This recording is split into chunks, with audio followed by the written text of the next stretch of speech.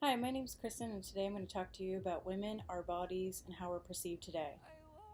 I feel that women perhaps are not respecting themselves enough to show the world that we are well and able to go after the things that we desire just as much as men. And I feel that this is probably why men don't treat us the way we want to be treated, because we are not treating ourselves with that respect that we demand.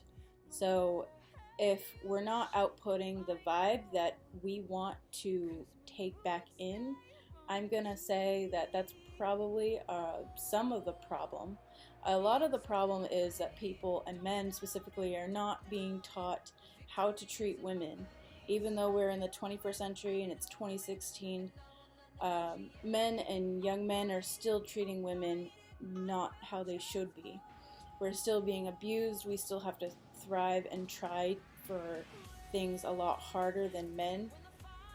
And it's harder for us to get an education, which I feel is very depressing, because I think that more women should pursue the things that they want and not let a man hold them back.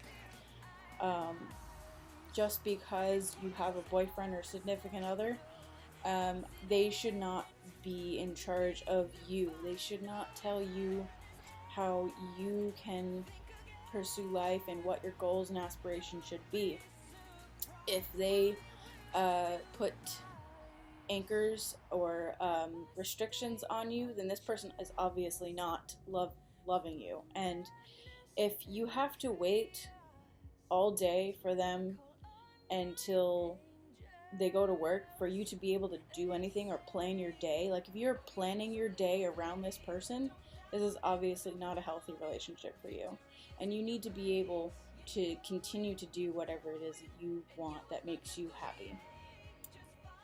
Um, there are several examples I can make for certain guys that I know that I don't feel give me the respect, either because they're intimidated by me or simply don't like me or just are judging me. And I feel that is really wrong, because I don't judge anybody, or I try not to judge anybody. Everybody judges everyone, but we always have to keep in mind that we should always give people the benefit of the doubt. And this is where I always probably screw up, because when I give people the benefit of the doubt, they always take my kindness for weakness. And when that happens, I am often sad and really upset with these individuals who are causing me pain, because they don't understand that I'm trying to be human, and I'm trying to show them that I am not who you think I am. And when I don't get the response that I want back, I am often fallen into disappointment. So from now on, I'm just not going to set any more expectations for myself. I'm not going to expect anything more or less from people, and I'm just going to be fluid. That's, I think, all you can really do is just be fluid. Um, People are always going to frown upon you for something, or just simply because we're women. We have standards and things set by the media that we should have already gotten to. Like, everybody should look like Megan Fox, obviously, but not really. We don't, and not everybody is ever going to. There's always, we're Americans. We're only normal. Guys don't like it when we judge them based on how they look. However, they still do it to us. So it's basically a giant merry-go-round, and nobody is really ever looking at the root of the problem and saying, hey, I don't like this. Maybe I shouldn't do that to that person, because if I don't like it, they probably don't like it either. This is just how it's gonna go, and it's not something that we can really fix other than possibly teach our future children or kids of America and the next generation, but chances are it's not going to go in that direction. Kids are still disrespecting each other. Kids are highly impulsive nowadays. They are very rude, very bad. Kids are very, very bad today, and I don't really support the direction that kids are going into. But I'm going to hope that there are going to be those few and far between.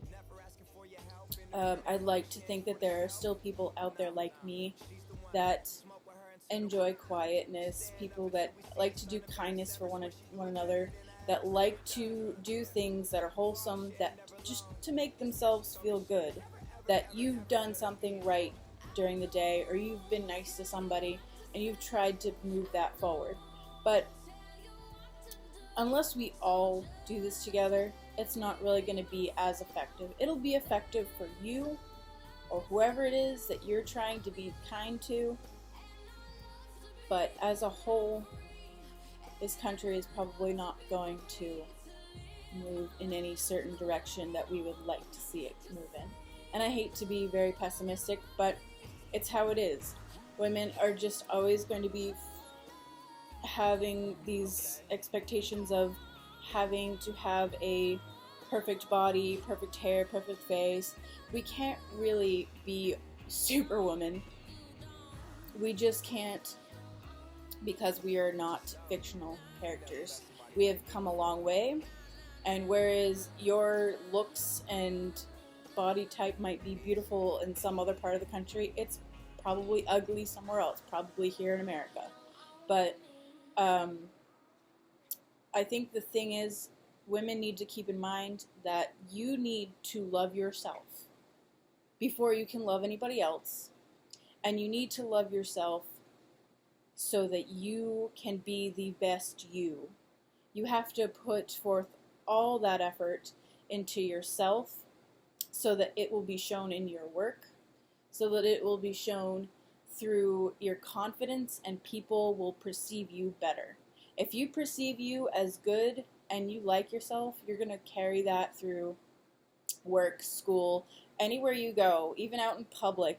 People will probably talk to you if you just carry that confidence and just take hold of it and don't let it go. There's probably going to be days, I still have days where I doubt myself, I don't like my body, or there's something that I wish I could change. But if that's a change that I want to make, I have to make it for myself. Not because somebody said it, I should do it because they think that it would look better on me, or however somebody else perceives it. That is their opinion, and all I can really do is take it with a grain of salt. I really wish that there were more women that could, come together and possibly help each other.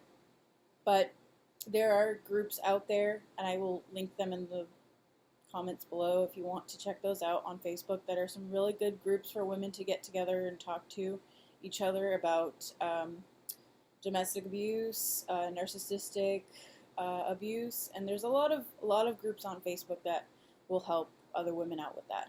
There's also various other women out there on YouTube that have great YouTube videos on subjects like that.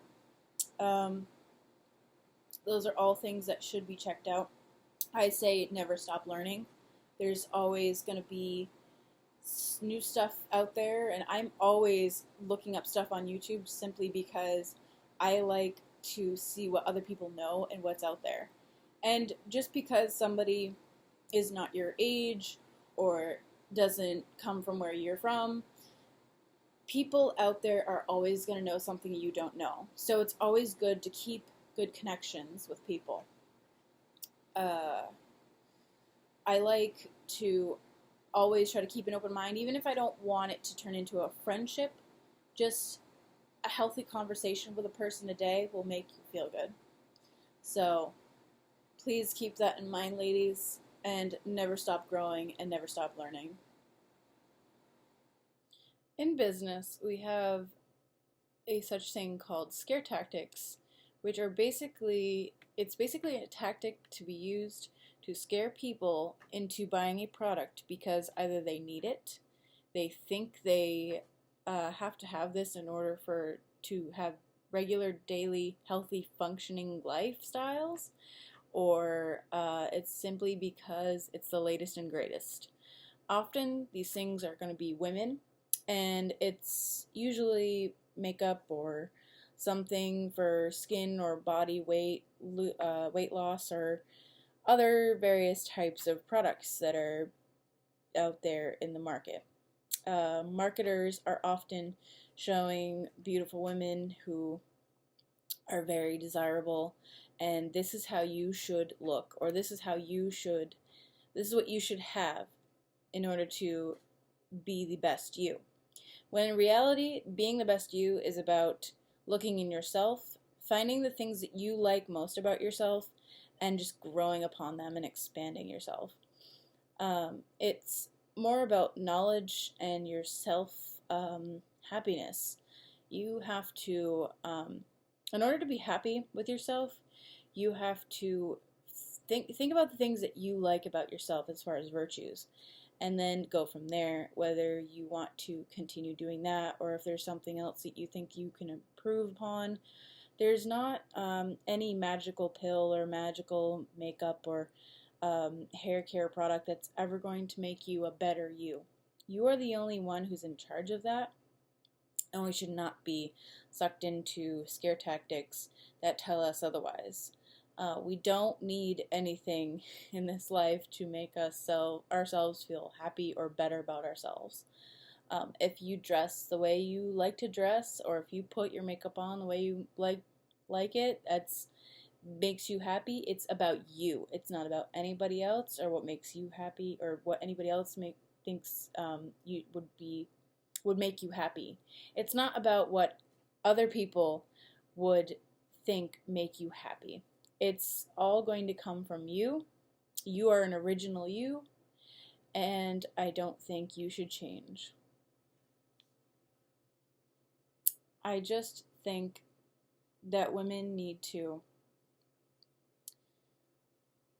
notice when they need to figure out when they're doing something for themselves and when they're doing something for somebody else. Because sometimes we can't always see it in ourselves, but it's better when somebody else can show you. And sometimes it will not always be from the person that you want to hear it from, but trust me, people see things that you don't because you're in the situation. They can see the whole picture. So it's better to hear it from somebody and hear it from a few people. And I mean, if that's the only way you can really figure out whether it's healthy or unhealthy, then I mean, it's not the worst way to find out, but people, and women especially, need to know where to draw the line with themselves, where it becomes irrational or unhealthy or just plain not going to go anywhere for themselves. Because if they continue to follow in a path that is making them unhappy, it's just going to lead to more unhappiness. It's going to take them to a future that is not bright, that is not fun. You're going to be slaving over a kitchen for the rest of your life, and if that's not what you're in for, then I suggest you start now to turn things around. Start asking yourself what's causing you the pain, what is not making you happy, and chances are you probably already know, but in case you don't, start asking others, because others are probably going to have a better picture of what is going on with you than you will. Oh, we have so little faith.